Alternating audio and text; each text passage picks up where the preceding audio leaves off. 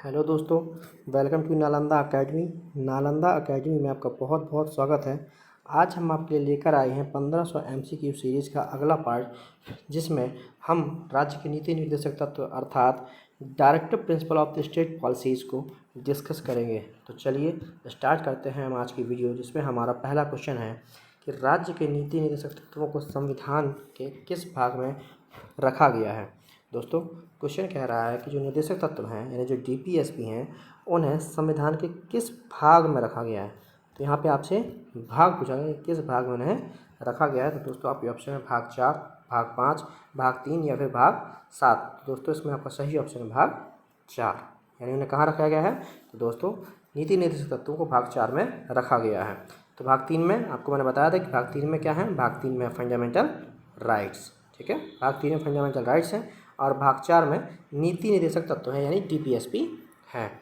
चलो अगले क्वेश्चन की ओर चलते हैं। हमारा अगला क्वेश्चन है, राज्य के नीति निर्देशक तत्वों को किस देश के संविधान से लिया गया है। क्वेश्चन है कि अब जो हमने नीति निर्देशक तत्व अपने संविधान में डाले हैं, ये किस देश के संविधान से हमने लिए हैं या किस देश से हमने अपनाया है। तो आपके ऑप्शन है आयरलैंड, स्पेन, फ्रांस या फिर अमेरिका। तो दोस्तों इसमें आपका सही ऑप्शन है आयरलैंड, यानी हमने राज्य के नीति निर्देशक तत्वों या DPSP को आयरलैंड के संविधान से लिया है या वहाँ से हमने इसे अपनाया है। हमारा अगला क्वेश्चन है, राज्य के नीति निर्देशक तत्व कहाँ से कहाँ तक हैं। अब इसमें आपको ये बताना है कि जो नीति निर्देशक तत्व हैं वो किस आर्टिकल से लेके किस आर्टिकल तक हैं, किस आर्टिकल तक हैं। ठीक है दोस्तों, तो हमें ये बताना है। इसमें आपके ऑप्शन है 36 से 52, 36 से 51, 35 से 51 या फिर 35 से 52। तो इसमें आपका सही ऑप्शन है B, यानी 36 से 51 तक। यहाँ तक हमारे क्या हैं, यहाँ पे हमारे DPSP का उल्लेख किया गया है। कहाँ से कहाँ तक, 36 से 51 तक हमारे DPSP का उल्लेख किया गया है। चलिए अगले क्वेश्चन की ओर चलते हैं। हमारा अगला क्वेश्चन है कि नीति निर्देशक तत्वों को संविधान में कब जोड़ा गया। अब ये पूछ रहा है कि संविधान में इनको जोड़ा कब गया था। आपके ऑप्शन है संविधान निर्माण के समय, 42वें संविधान संशोधन द्वारा, जो कि कब हुआ था, तो ये हुआ था 1976 में। 44 में कब हुआ था, 1978 में, है ना, और या फिर इनमें से कोई भी नहीं। तो दोस्तों इसका सही ऑप्शन है A, संविधान निर्माण के समय, यानी जब हमारा संविधान बना था तभी संविधान सभा के लोगों ने, जो संविधान सभा थी, उसने संविधान निर्माण के समय पे ही नीति निर्देशक तत्वों को संविधान में जोड़ दिया था। ठीक है दोस्तों, चलिए अगले क्वेश्चन की ओर चलते हैं। हमारा अगला क्वेश्चन है कि गरीबों के लिए निःशुल्क विधिक सहायता का प्रावधान किस अनुच्छेद में किया गया है। अब यहाँ पे कह रहा है निःशुल्क विधिक सहायता, यानी यदि कोई गरीब है तो उसे निःशुल्क विधिक सहायता यानी फ्री लीगल एड, क्या बोलेंगे इसको, फ्री लीगल एड देने की बात कही गई है। यानी ऐसा इंसान जो अपनी लीगल राइट्स खुद से यूज नहीं कर सकता, जिसके पास इतना पैसा नहीं है कि वो अपने लीगल राइट को यूज कर सके, तो उसके लिए कौन सा प्रावधान किया गया है जिसके तहत उसको फ्री लीगल एड प्रोवाइड कराया जाएगा। ठीक है दोस्तों, आपके ऑप्शन है 40, 39, 39A या फिर D 36। तो इसमें दोस्तों आपका सही ऑप्शन है C 39A। क्या दोस्तों ऑप्शन है इसमें आपका, इसमें आपका सही ऑप्शन है 39A। और दोस्तों जैसे मैंने बताया कि जब भी कैपिटल A लिखा हो, क्या लिखा हो, कैपिटल A, इसका मतलब है कि ये संविधान में संविधान सभा द्वारा नहीं जोड़ा गया था, बल्कि इसे बाद में संसद ने संविधान संशोधन करके जोड़ा है। तो जब संविधान संशोधन करके जोड़ा तो कब जोड़ा है, कुछ नहीं आया। तो दोस्तों इसे जोड़ा है 42वें संविधान संशोधन 1976 के द्वारा। कब जोड़ा गया, 42वें संविधान संशोधन 1976 के द्वारा इसे जोड़ा गया, और जिसमें कहा गया कि गरीबों को निःशुल्क सहायता प्रदान की जाएगी। चलिए अगले क्वेश्चन की ओर चलते हैं। हमारा अगला क्वेश्चन है कि अनुच्छेद 42 किस बारे में बात करता है। ठीक है, आर्टिकल 42 जो है वो किस बारे में बात करता है। आपके ऑप्शन है सामान्य न्याय, निःशुल्क प्रसूति सहायता, कुछ पोषण आहार, कुछ पोषाहार स्तर, या फिर ग्राम पंचायतों का गठन। तो इसमें दोस्तों आपका सही ऑप्शन है, इसमें आपका सही ऑप्शन है B। ठीक है, इसमें आपका सही ऑप्शन है B। तो ये हमारा सही ऑप्शन होगा B, जिसमें एक मिनट दोस्तों, इसमें आपका हमारा सही ऑप्शन होगा B। ठीक है, तो B हमारा सही ऑप्शन है। ठीक है। निःशुल्क प्रसूति सहायता हमें किस अनुच्छेद के द्वारा प्रदान की गई है? तो जो हमारा अनुच्छेद 42 है, जो हमारा आर्टिकल 42 है, वो कहता है निःशुल्क प्रसूति सहायता, यानी कोई भी ऐसा फीमेल या फैमिली जिसके पास पैसा नहीं है तो उसे निःशुल्क प्रसूति सहायता प्रदान की जाएगी। प्रसूति होता है डिलीवरी, ठीक है, जो डिलीवरी, तो डिलीवरी को बोलते हैं प्रसूति। तो यहाँ पे निःशुल्क प्रसूति सहायता, आपने सुना होगा जननी एक्सप्रेस चलती है, एक एम्बुलेंस है जिसका नाम है जननी एक्सप्रेस, जो क्या करती है, जो ऐसी वुमेंस को, महिलाओं को गांव से लाकर हॉस्पिटल तक ले जाने का और हॉस्पिटल से वापस गांव तक ले जाने का काम करती है और फ्री में करती है। ठीक है दोस्तों, तो ये निःशुल्क प्रसूति सहायता कहाँ से दी गई है? तो हमें अनुच्छेद 42 से ही सहायता मिलता है निःशुल्क प्रसूति सहायता, और साथ ही साथ काम की न्याय संगत तथा मनोचित दशाओं का भी इसी में उल्लेख किया गया है आर्टिकल 42 में।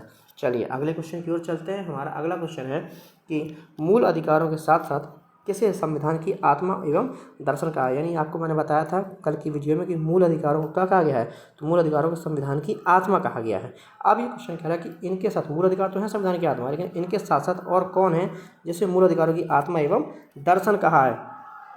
तो इसका देखो तो सही ऑप्शन है, इसका सही ऑप्शन है अपना, आपके ऑप्शन है ए मूल कर्तव्य, बी संविधान संशोधन, सी इनमें से कोई नहीं, डी नीति निर्देशक तत्व। तो इसमें आपका सही ऑप्शन है डी, यानी मूल अधिकारों के साथ साथ नीति निर्देशक तत्वों को भी क्या कहा गया? संविधान की आत्मा एवं संविधान का दर्शन बताया गया है। ठीक है दोस्तों, तो उसमें आपका डी ऑप्शन सही है।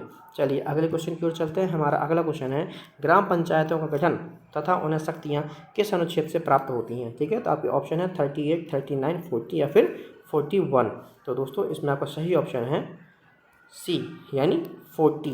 तो ग्राम पंचायतों का गठन तथा उन्हें शक्तियाँ कहाँ से प्राप्त होती है? तो उन्हें शक्तियाँ प्राप्त होती हैं दोस्तों अपने आर्टिकल 40 या फिर अनुच्छेद 40 से प्राप्त होती है, जिसमें ग्राम पंचायतों का गठन और उन्हें आवश्यक शक्तियाँ प्रदान करने की बात कही गई है ताकि वो स्वशासित संस्थाएं बन सके।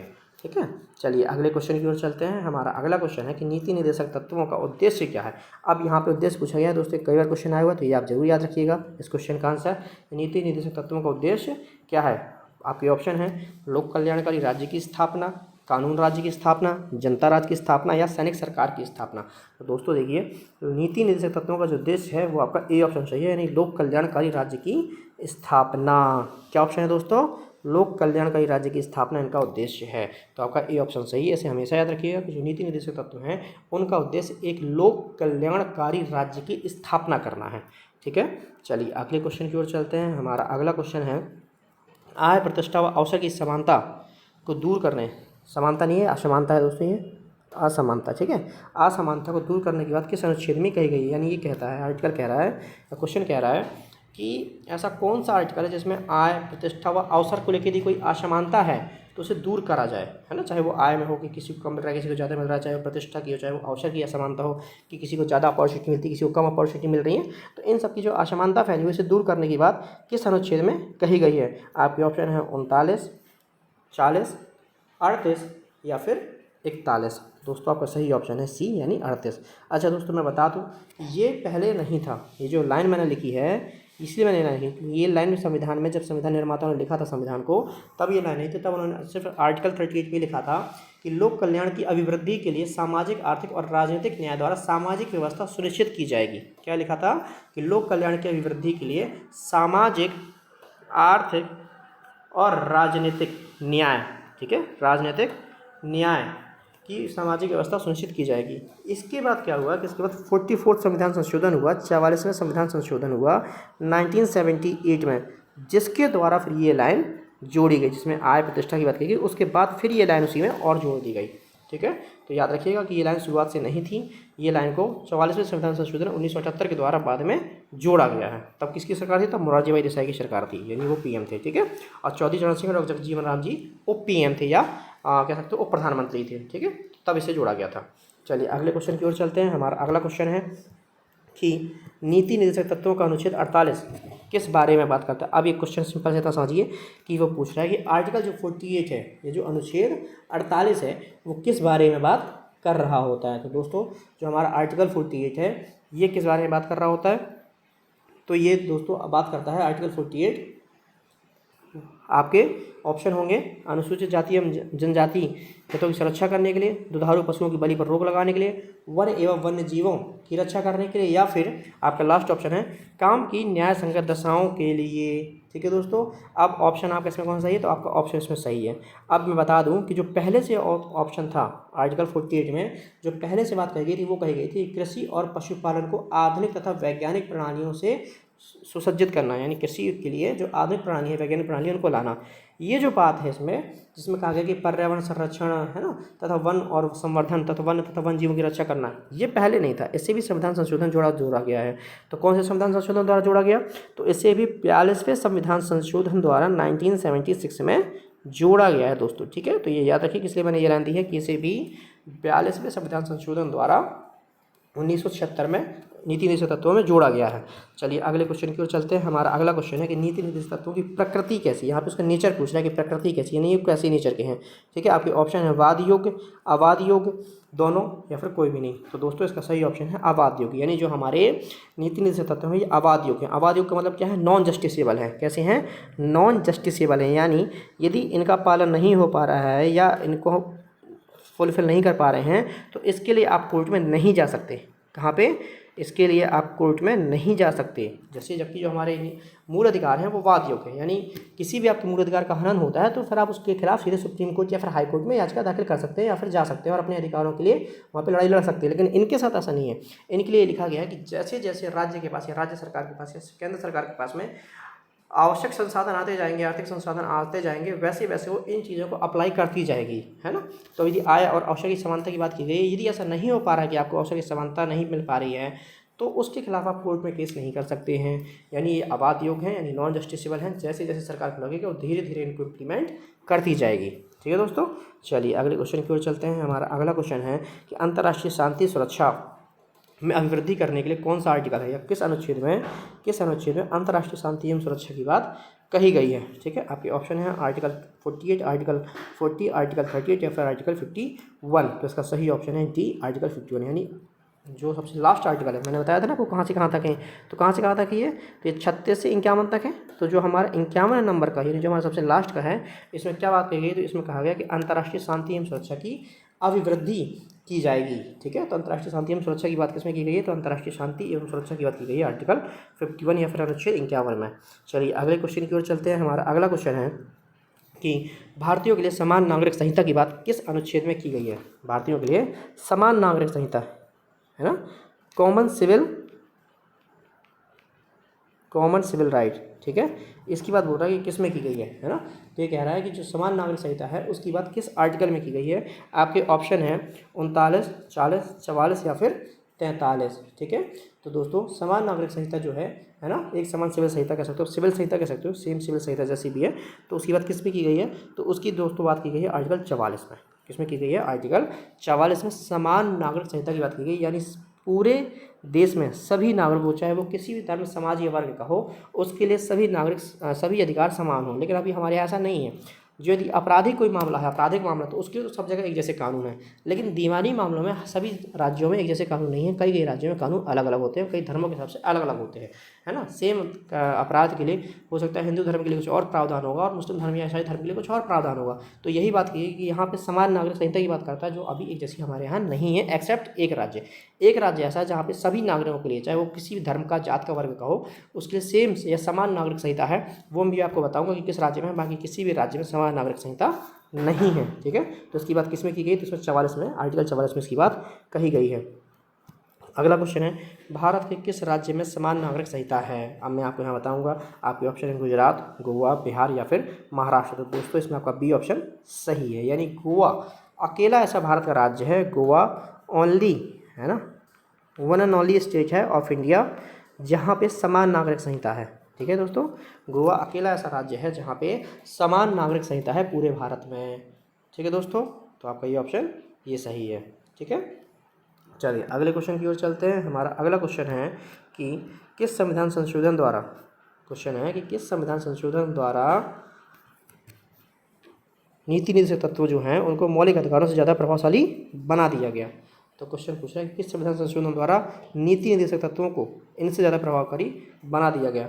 आपके ऑप्शन है 42वां संविधान संशोधन, 44वां संविधान संशोधन, 43वां संविधान संशोधन या फिर इनमें से कोई भी नहीं। तो दोस्तों आपका सही ऑप्शन है ए यानी 42वां संविधान संशोधन। 42वें संविधान संशोधन के द्वारा नीति निर्देशक तत्वों को मौलिक अधिकारों से कुछ प्रभावशाली ज़्यादा बनाया गया था, लेकिन सारे पे नहीं। ऐसा नहीं कि सभी मौलिक अधिकार नीति निर्देशक तत्वों से नीचे हैं या सारे के निर्देशक तत्व मौलिक अधिकारों से ऊपर हैं। ये कहा गया था कि मौलिक अधिकारों का आर्टिकल 14 और 19 ये इनसे ऊपर होंगे।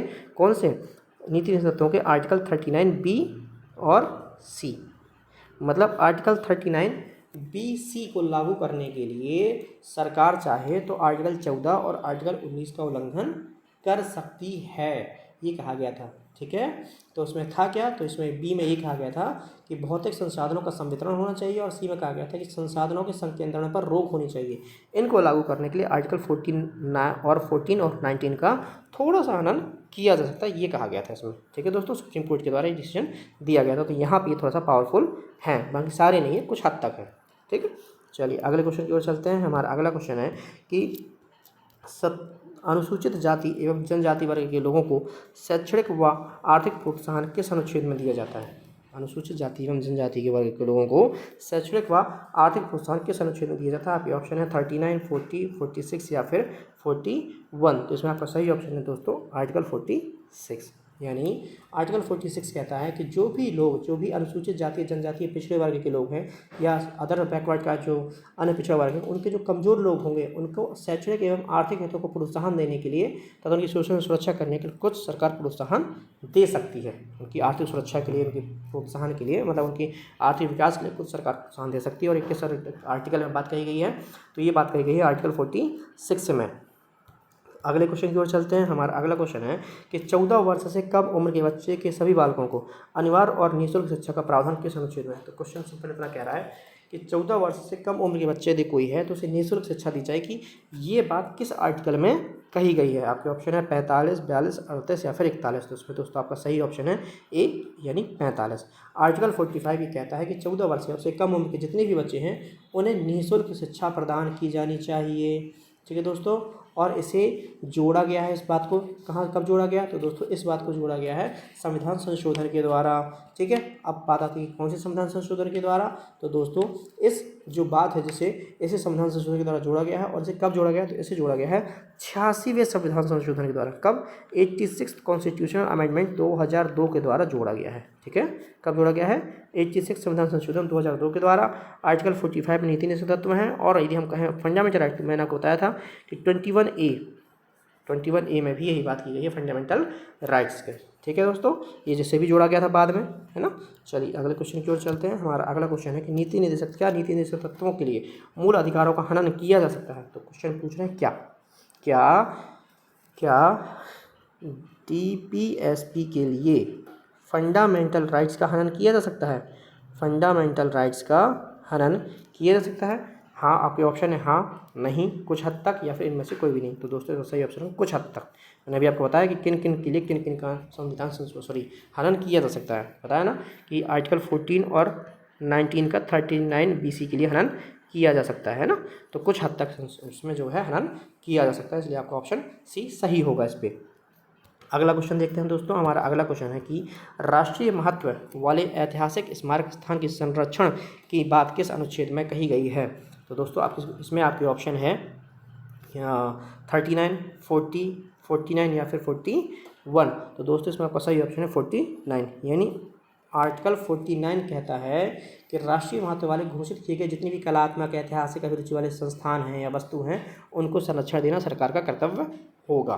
ठीक है, तो यहाँ पे आपका आर्टिकल 49 सही है। चलिए अगले क्वेश्चन की ओर चलते हैं। हमारा अगला क्वेश्चन है कि ग्रामीण क्षेत्रों में कुटीर उद्योगों को प्रोत्साहन देने के बाद किस अनुच्छेद में कही गई है?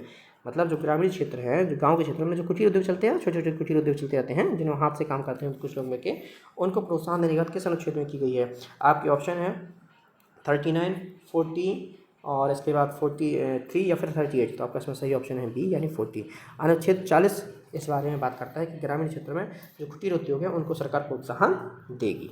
ठीक है, अगले क्वेश्चन की ओर चलते हैं। हमारा अगला क्वेश्चन है कि नीति निर्देशक तत्वों का दशा एवं दिशा के आधार पर वर्गीकरण कितने प्रकार से किया गया है? नीति निर्देशक तत्वों का दशा एवं दिशा के आधार पर वर्गीकरण कितने प्रकार से किया गया है? देखो ये जो वर्गीकरण है दोस्तों, ये संविधान में वर्गीकरण नहीं किया गया था। संविधान में ये वर्गीकरण नहीं किया गया था। इस वर्गीकरण को कुछ बुद्धिजीवियों ने संविधान बनने के बाद किया है और उनको मुख्यतः कितने आधार पर बांटा गया? आपके ऑप्शन 2, 3, 4 या फिर 5 दिन को मुख्यतः 3 आधार पर बांटा गया, इसलिए आपका बी ऑप्शन सही है। अब वो कौन कौन से हैं दोस्तों? जो 3 आधार हैं वो कौन कौन से? तो 3 आधार हैं गांधीवादी, कौन कौन सी हैं? गांधीवादी, दूसरा समाजवादी और तीसरा उदारवादी। कैसा? उदारवादी। इन 3 आधार पर इनको बांटा गया है दोस्तों, ठीक है। सभी आर्टिकल्स को 3 आधारों पे बांट दिया गया है। चलिए अगले क्वेश्चन की ओर चलते हैं। हमारा अगला क्वेश्चन है, गांधीवादी सिद्धांत के आधार पर कौन कौन से अनुच्छेद आते हैं? गांधीवादी सिद्धांत के आधार पर कौन कौन से अनुच्छेद आते हैं? आपके ऑप्शन है A, B, C या D। दोस्तों मैं आपको इसको बता दूँ कि जो हमारा ए ऑप्शन है यानी कि 40, 43, 46, 47, 48 ये ए है। फिर बी बोलता है अनुच्छेद है ये, अनुच्छेद 38, 39, 41, ये दूसरी बात लिख गया 41, 43 या फिर 47। सी में है 43, 44, 45, 48, 49, 50, 51। डी है 40, 42, 47, 48, 49। तो इसमें आपका सही ऑप्शन है ए। कौन सा दोस्तों? सही ऑप्शन ये है, यानी गांधीवादी सिद्धांत जो है वो इन आर्टिकल्स में दिखाई देते हैं, या इन आर्टिकल्स में गांधीवादी सिद्धांत की झलक हमें दिखाई पड़ती है। तो अब इसमें तो दोस्तों इसमें हमें समाजवादी सिद्धांत जो है, जो समाजवादी सिद्धांत है उनकी झलक हमें इन आर्टिकल्स में दिखाई देती है, ठीक है, जो बी में लिखे हुए हैं। और जो ये हैं इसमें दोस्तों हमें उदारवादी सिद्धांत, कौन से? उदारवादी सिद्धांत की झलक दिखाई देती है। किसकी दोस्तों? तो उदारवादी सिद्धांत की झलक हमें सी ऑप्शन जो है उसमें जितने भी आर्टिकल्स हैं इनमें उदारवादी सिद्धांत की झलक दिखलाई जाती है, और ए में गांधीवादी की। और ये गलत है, ये मिक्स कर दिया मैंने, ठीक है दोस्तों। तो आपका ये ऐसे ऑप्शन हो गए। चलिए अगले क्वेश्चन की ओर चलते हैं। हमारा अगला क्वेश्चन है कि निम्न में से कौन से अनुच्छेद संविधान संशोधन द्वारा बाद में जोड़े गए हैं? बाद में जोड़े गए हैं, ठीक है दोस्तों, बाद में जोड़े गए हैं। आपके ऑप्शन 39A, 43A और B, 48A या फिर सभी। तो आपको समझ में आएगा होगा क्योंकि यहाँ पे सारा कैपिटल में लिखा हुआ है।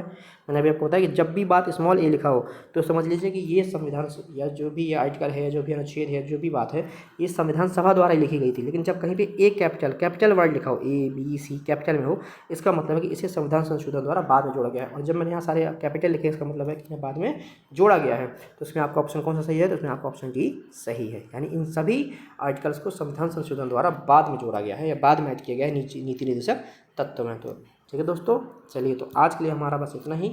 हम फिर कल मिलेंगे एक नए चैप्टर के साथ में, जिसमें हम आपके लिए सारे महत्वपूर्ण क्वेश्चन MCQ लेकर आएंगे और उन्हें हम एक एक करके डिस्कस करेंगे। और दोस्तों यदि अब तक आपने हमारे चैनल को सब्सक्राइब नहीं किया तो इसे सब्सक्राइब कर दें, लाइक कर दें और अपने दोस्तों के साथ ज़्यादा से ज़्यादा इसको शेयर करें। और यदि कोई भी आपका सजेशन है तो आप बिल्कुल कमेंट बॉक्स में बताएं हमें, हम उसको बिल्कुल अप्लाई करने की कोशिश करेंगे। और अपना ध्यान रखें, अंदर रहें, स्वस्थ रहें दोस्तों, अपना और अपने परिवार का ख्याल रखें। जब तक बहुत आवश्यक न हो तब तक घर से बाहर ना निकलें और स्वस्थ रहें। चलो दोस्तों, कल मिलते हैं। धन्यवाद।